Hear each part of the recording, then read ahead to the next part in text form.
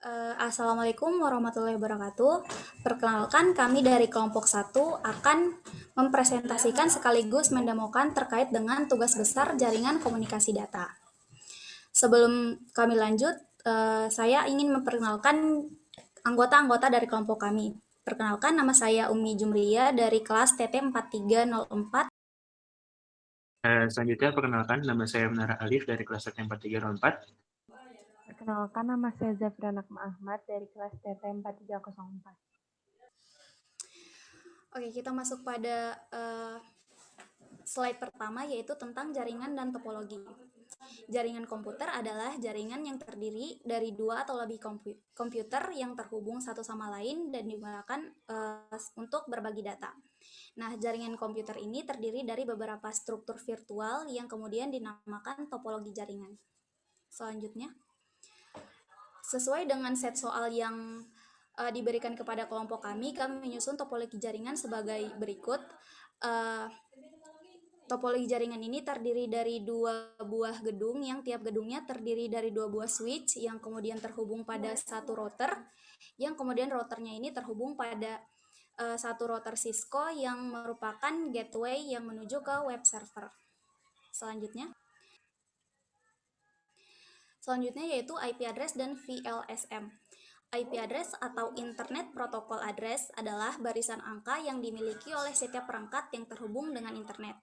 Nah, angka-angka ini berbeda antara satu perangkat dengan perangkat lainnya, yang kemudian cara perhitungannya yaitu dengan menggunakan VLSM yang merupakan jenis perhitungan subnetting, di mana panjang subnet masknya itu disesuaikan dengan jumlah host dari setiap subnet tersebut.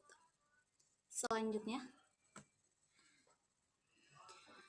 nah dari pengertian tersebut dan set soal yang diberikan kepada kami, VLSM tabel yang kami miliki dengan masing-masing divisi, yaitu divisi A memiliki 7 host, divisi B dengan 20 host, divisi C dengan 18 host, dan divisi D dengan 32 host, menghasilkan prefix, IP address, subnet mask, broadcast, dan IP sebagaimana yang tercantum di slide. Selanjutnya di sini saya akan menjelaskan tentang MAC address dari pengertian dari MAC address itu sendiri. MAC address atau Media Access Control Address adalah alamat fisik suatu interface jaringan seperti Ethernet card pada komputer, interface atau port pada router, dan node jaringan lain yang bersifat unik dan berfungsi sebagai identitas perangkat tersebut. Secara umum, MAC address dibuat dan diberikan oleh pabrik pembuat NIC atau Network Interface Card dan disimpan secara permanen pada ROM atau read-only memory saat tersebut. MAC address juga biasa disebut Ethernet hardware address atau physical address. Selanjutnya, dalam tugas ini kami diinstruksikan untuk menampilkan MAC address sebelum dan sudah melakukan ping. Di sini kami melakukan proses ping dari divisi 0 ke divisi A, dan seperti yang terlihat dari bukti screenshot yang ada bahwa ping yang dilakukan berhasil dengan mendapatkan reply dari proses ping tersebut. Selanjutnya, dari bukti yang ada terdapat perbedaan MAC address sebelum dan sesudah di ping, di mana sebelum di ping hanya memiliki satu MAC address dan setelah di ping memiliki beberapa MAC address. Selanjutnya, kami melakukan proses ping dari divisi 2 ke divisi D dan berhasil.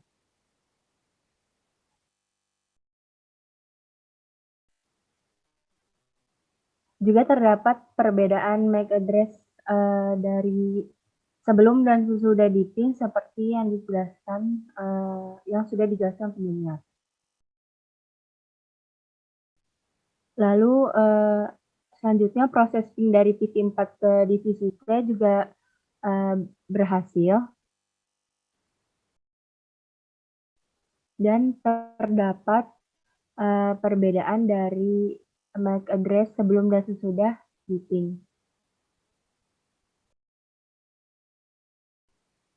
Begitu juga untuk proses ping dari divisi 6 ke divisi D, proses pingnya berhasil dan terdapat perbedaan di MAC address sesudah dan sebelum di ping.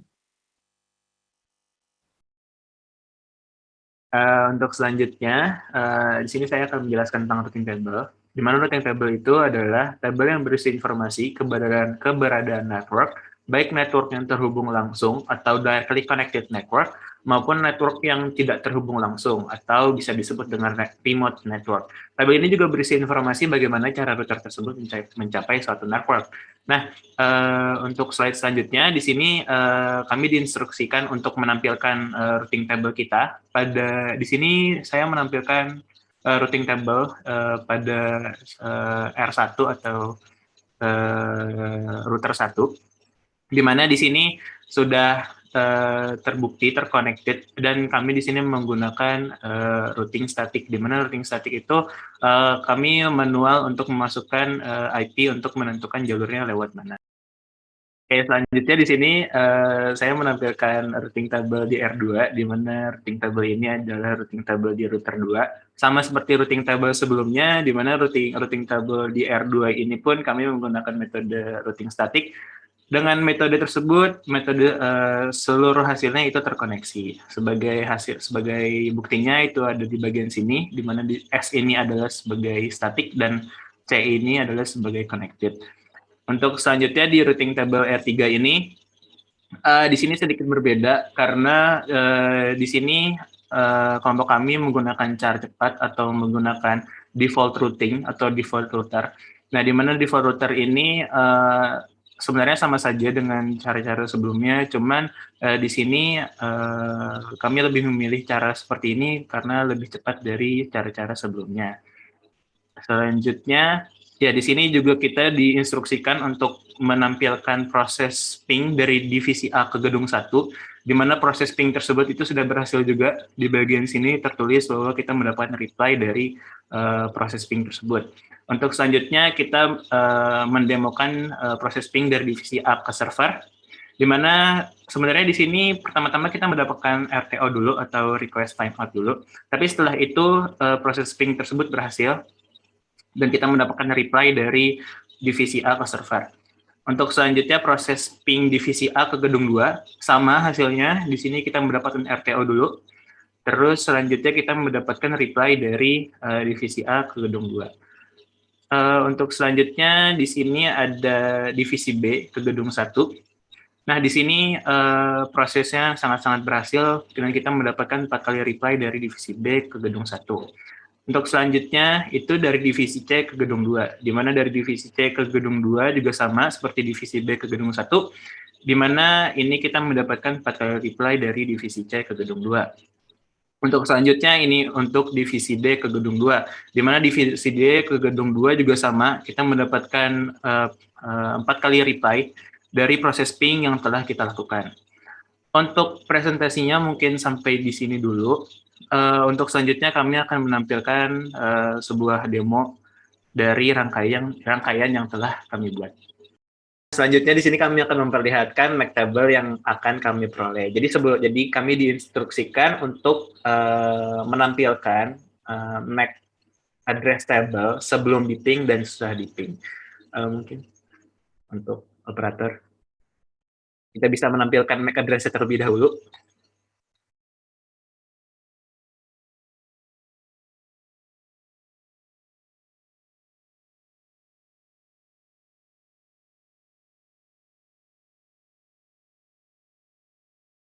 Nah, di sini kita akan menampilkan MAC address di bagian switch 0, di mana bisa terlihat di sini MAC address di switch 0 adalah kita hanya mempunyai satu MAC address saja.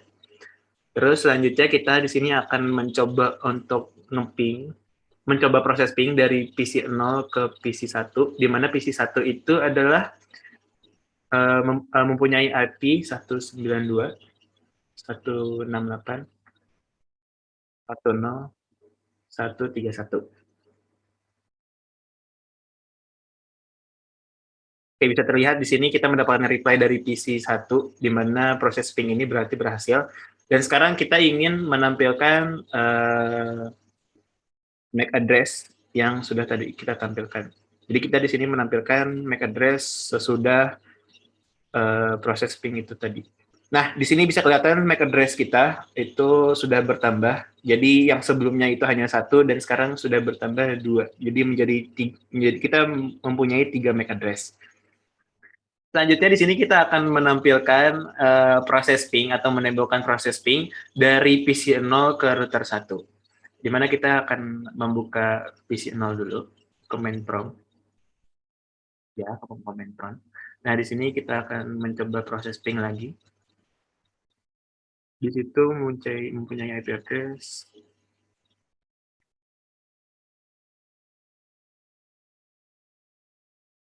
ya, 129.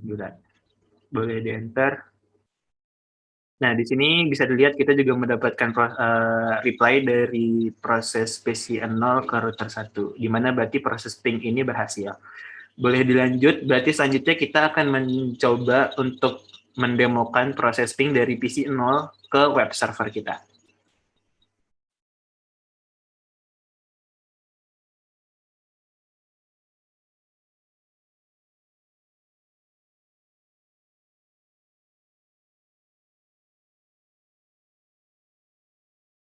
Oke, di sini udah kita masukin IP-nya, dan bisa dilihat kita pertama-tama mendapatkan RTO terlebih dahulu. Seharusnya setelah itu kita mendapatkan reply dari web server. Oke, mungkin bisa dicoba sekali lagi proses ping-nya setelah RTO-nya selesai.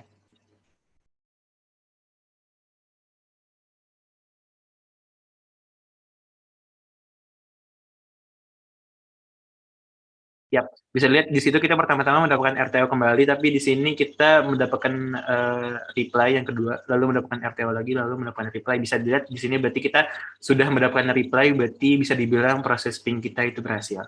Selanjutnya di sini kita akan menampilkan proses ping dari PC0 ke PC4. Di mana PC4 itu berada di gedung 2 atau di gedung sebelahnya. Ya, di situ. Berarti di sini kita akan memasukkan ping lagi dan memasukkan IP-nya.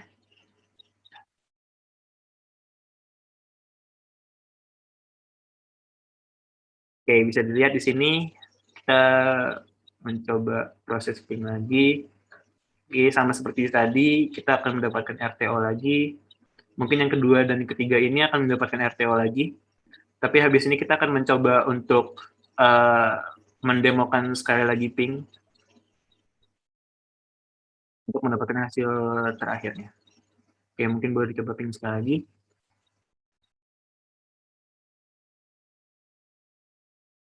Ya, ini udah dapatin reply ya. Habis itu dapat RTO lagi, reply lagi. Terus yang terakhir mungkin dapat RTO lagi. Oke, mungkin bisa dibilang di sini kita mendapatkan reply juga. Bisa dibilang proses ping kita berhasil dari PC0 ke PC4. Nah, untuk selanjutnya di sini kita akan menampilkan hasil dari routing table kita. Di sini kita akan menampilkan satu routing table saja, di mana satu routing table itu hanya di bagian R1. Nanti kita akan membuka ya bagian router 1, bisa kita masuk ke CLI-nya. Nanti di sini kita masuk ke habis itu kita tulis di sini show IP root. Nah, di sini akan keluar bahwa routing table kita itu terconnected dengan metode static. Seperti itu. Oke, jadi itulah tadi presentasi dari kelompok 1. Lebih dan kurangnya mohon dimaafkan. Wabillahi taufiq wal hidayah. Wassalamualaikum warahmatullahi wabarakatuh.